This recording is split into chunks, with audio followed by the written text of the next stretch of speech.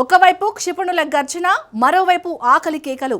అగ్రరాజ్యం అమెరికాతో యుద్ధం ఒకెత్తైతే సొంత దేశంలో ఆకలి చావులు, నిరుద్యోగం ఇరాన్ను ఉక్కిరిబిక్కిరి చేస్తున్నాయి. ఇరాన్ ఆర్థిక వ్యవస్థ ఇప్పుడు వెంటిలేటర్పై ఉంది. అసలే మూలిగే నక్కపై తాటికాయ పడిన చెన్నంగా మారింది ఇరాన్ పరిస్థితి. దీనికి తోడు ఇప్పుడు యుద్ధంతో ఆ దేశానికి అక్షరాల 27,000 కోట్ల డాలర్ల నష్టం వాటిల్లింది. అంటే ఇరాన్ మొత్తం జీడీపీలో సగానికి పైగా బూడిదలో పోసిన పన్నీరైంది. నిత్యావసరాల ధరలు 110% పెరిగిపోతే ప్రాణాలను కాపాడే మందుల కోసం అక్కడి ప్రజలు రోడ్లెక్కి నిరసనలు తెలుపుతున్నారు. ఇంటర్నెట్ కట్తో 1 కోటి మంది ఉపాధి కోల్పోయారు.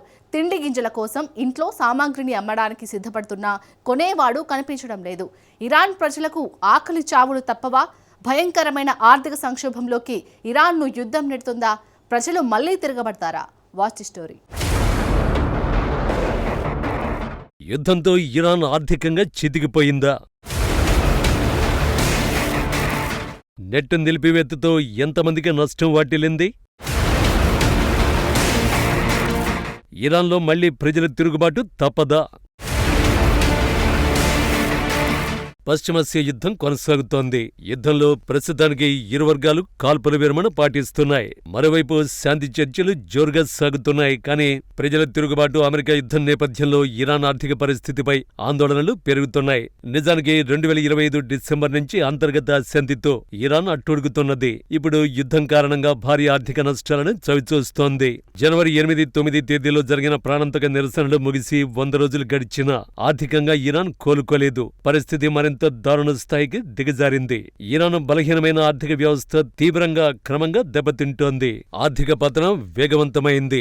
లక్షలాది మంది ఉపాధి కోల్పోయే ప్రమాదం ఆ దేశాన్ని యుద్ధం కంటే తీవ్రంగా భయపెడుతోంది. డిసెంబర్ చివరిలో తెహరాన్లోని గ్రాండ్ బజార్లో ప్రారంభమైన నిరసనలు త్వరలోనే దేశమంతటా వ్యాపించాయి. జనవరిలో నిరసనలపై ఇరాన్ చేపట్టిన అణచివేత ఇటీవలి చరిత్రలోని అత్యంత క్రూరమైనదిగా నివేదికలు వెల్లడిస్తున్నాయి. ఆ వెంటనే ఫిబ్రవరి 28న అమెరికా ఇజ్రాయెల్తో యుద్ధానికి దిగడంతో ఇరాన్ ఆర్థిక కష్టాలు రెట్టింపైపోయాయి. నిరసనల సమయంలోనే ఇరాన్ సేవారంగం భారీ నష్టాలను చవిచూసింది. అడ్వర్టైజింగ్ ఏజెన్సీలు, కన్సల్టింగ్ ఫర్మ్స్, డిజిటల్ వ్యాపారాలు, పర్యాటక రంగాలు తీవ్రంగా దెబ్బతిన్నాయి. యుద్ధం పరిస్థితిని మరింత దిగజార్చింది. దీంతో పలు పరిశ్రమలు కోలుకోలేనంతగా దెబ్బతిన్నాయి.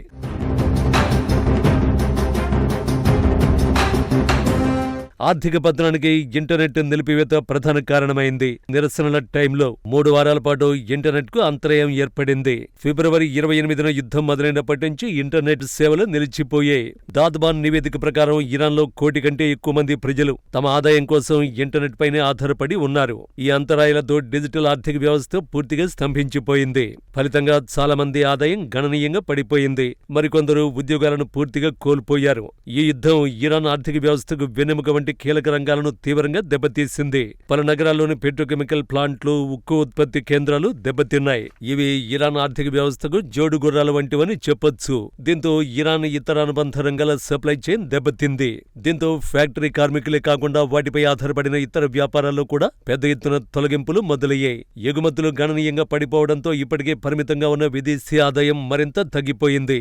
పైగా యుద్ధంతో సుమారు 27,000 కోట్ల డాలర్ల మేర ఇరాన్ నష్టపోయి ఉంటుందన్న అంచనాలు వెలువడుతున్నాయి. ఇది ఇరాన్ మొత్తం జీడీపీలో 57%. దేశ వార్షిక చమురు ఆదాయం కంటే ఇది ఎన్నో రెట్లు ఎక్కువ. అలాగే ప్రభుత్వ బడ్జెట్ కంటే ఇది 3 రెట్లు అధికం.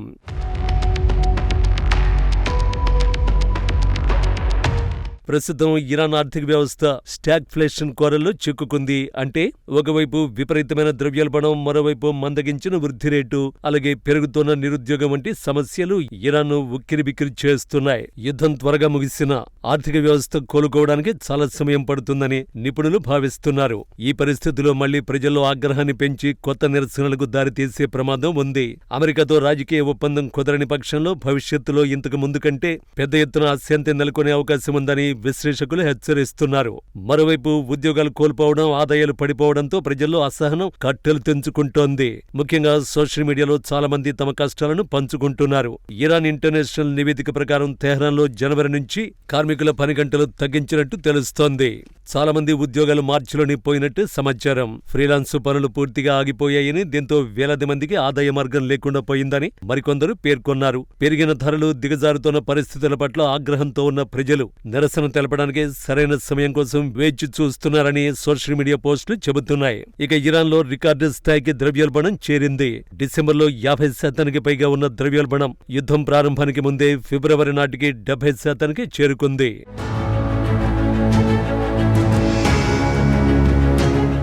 ముఖ్యంగా ఆహార పదార్థాల వంటి నిత్యావసరాల ధరలు 110% కంటే ఎక్కువగా పెరిగాయి. ఇన్సులిన్ వంటి ప్రాణరక్షణ మందుల ధరలు విపరీతంగా పెరిగాయి. పైగా ఇప్పుడు మార్కెట్లో మందుల కొరత కూడా వేధిస్తోంది. అధికారిక గణాంకాలు వెల్లడి కానప్పటికీ ద్రవ్యోల్బణం ఇప్పుడు 100% పైగా పెరిగినట్టు నిపుణులు భావిస్తున్నారు. మార్కెట్లో వస్తువుల కొరత పెద్దగా కనిపించకపోవడానికి కారణం సరఫరా బాగుండటం కాదు, ప్రజల దగ్గర కొనే శక్తి పడిపోయిందని విశ్లేషకులు చెబుతున్నారు.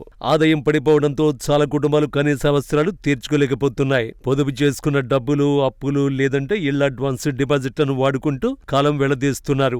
ఆహారం కొనుక్కోవడానికి ఇంట్లోని వస్తువులను అమ్ముకోవలసిన దుస్థితి నెలకొంది. వ్యాపార యజమానులు సైతం తమ సామగ్రిని అమ్ముకుంటున్నారు. ఆన్లైన్ ప్లాట్ఫామ్స్ లో కేఫ్ సామగ్రి, ఎలక్ట్రానిక్స్ అమ్మకానికి పెడుతున్న వారి సంఖ్య పెరిగింది. కానీ కొనేవారు మాత్రం కరువయ్యారు.